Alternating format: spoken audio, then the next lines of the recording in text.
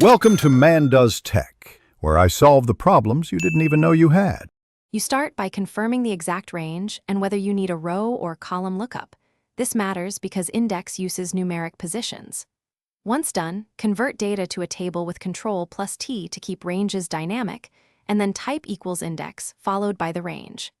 Make sure to supply row num as a numeric position.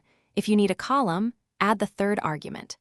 This gets you a direct cell reference, and it's faster and more reliable than nested IFs. Now you combine index with match to perform flexible lookups. Match finds the position, and index returns the value at that position. First, write match to get the row number, match value column 0. Then nest it into index so index, range match. For two-dimensional lookups, use match for both the row and the column arguments. This method is non-volatile and handles insertions well. Make sure to lock ranges with $ when needed for copying. Finish by wrapping your formula for resilience. Use IFER to provide friendly messages or fallbacks when no match exists.